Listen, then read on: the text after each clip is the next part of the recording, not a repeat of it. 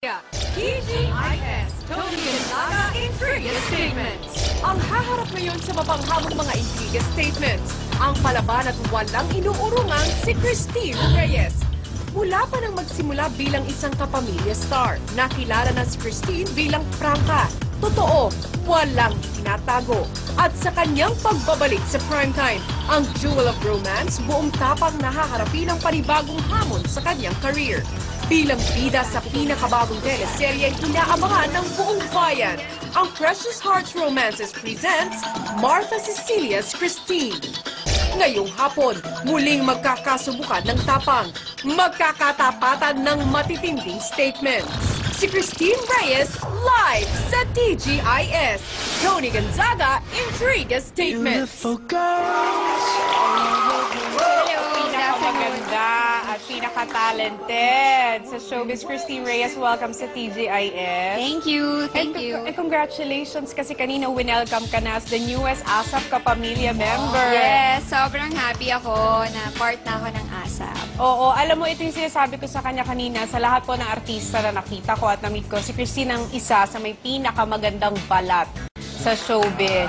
Salamat! Flawless all the way. Thank you. All the way. Oo, kasi nung nag-Boracay, grab, nakita namin lahat, flawless ka talaga doon. Thanks. Uy, eto na, kasi dito sa TGIS, yung mga pag-uusapan kasi natin dito, yung mga intriga na ibinato sa'yo. So it's just a matter of how you will handle it and answer all of the issues. And I think, looking at your face, you are ready. Tingnan natin. Oo, kasi nagpa-black ka talaga ng buhok, ha? Is that for a role? Gusto ko lang magpa-black hair. Kasi parang tumapang yung features mo, eh. Okay lang yan. Para maiba naman. Oo. Kasi blonde talaga yung hair ko eh. Alam mo, isa sa mga kakaiba sa'yo, kasi sweet ka, pero matapang yung personalidad mo, di ba? Sweet na matapang. Oo, ganun ka nga eh. So, tingnan natin ha, kasi sisimulan na natin. Okay? Are you ready? Kaya mo yan! Okay yan. Ito na yung ating first intriga statement. Galing sa Taliba Entertainment, ang writer natin dito, si Joey Sarmiento. Post it.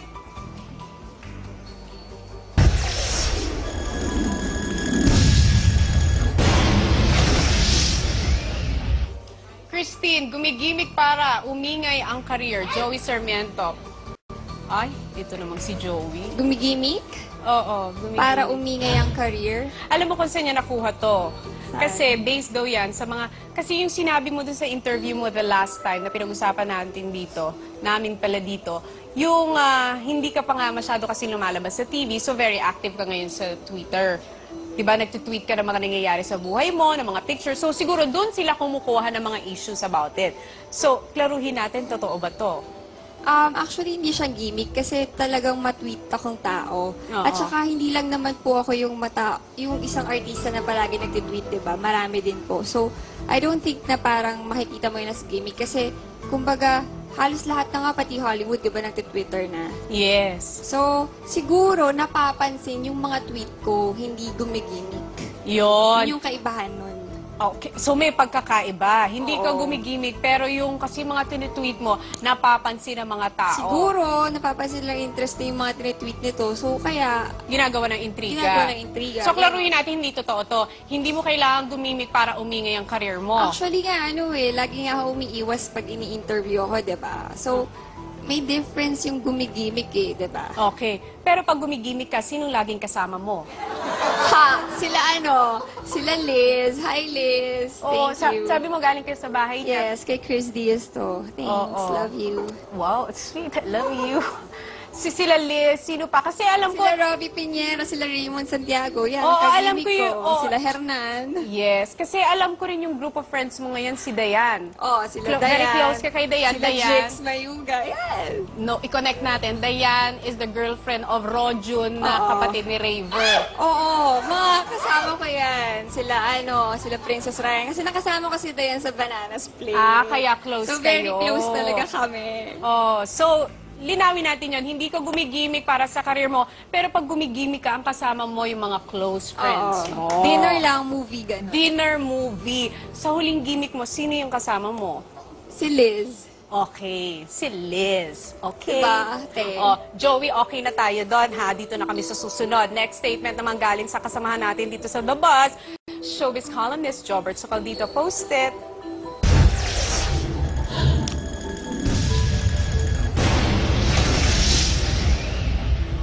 Ano ba yun? Bakit ganon? Christine nawawala sa sarili dahil sa lalaki. Nawawala sa sarili. Baka sila yung nawawala sa sarili. Dahil sa'yo. Oo. Joke. Etos lang. Hindi, ano ba? Hindi kasi ito ha, based dun sa mga narinig ko, ito lang naman ay base sa narinig ko, pwede mong i-clear sa akin. Sabi daw kasi nila si Christine Reyes, pag nagmahal, talagang all out ibinibigay ang lahat-lahat. Yung talagang yung support, pagmamahal, yung concern nandoon. Siguro pagmamahal lang, pero hindi naman todo bigay lahat. Kasi, priority ko yung family ko eh. Paano ka ba magmahal? Sinasabi ko, I love you, ganun. Totoo nga naman yun. Ganun naman kasi talaga magmahal. So what you're trying to say is you're very expressive. Pagmahal mo ang isang tao, you say talaga right away, I love you. Oo. Diba? Siyempre, pagmahal mo, sasabihin mo yun. Meron ka na ba nasabihan ngayon ng I love you recently? Well, addicts. Puro addicts lang sinasabihan ko na I love you eh. Sa Twitter, I love you, addicts. Ganun. Kayo lang yung buhay ko. Ganun. Wow, Ay, ganun sila lang talaga ang buhay mo. So, once again, hindi totoo ito. Jobert, si Christine hindi nawawala sa sarili dahil sa lalaki. Mamaya patayin ako Kuya Jobert pagbaba ko dito. Hindi, ang nawawala sa sarili, yung mga lalaki. Yun, tama. Yun naman ang totoo. Joke lang. Huwag mo na i-joke. Totoo naman yun. Sinabi mo kaya, eto na tayo. Doon na tayo sa susunod. Okay. Tapos na tayo dito. No more negativity, only positivity. With the next one, next statement is from your sister, Aramina. Post it.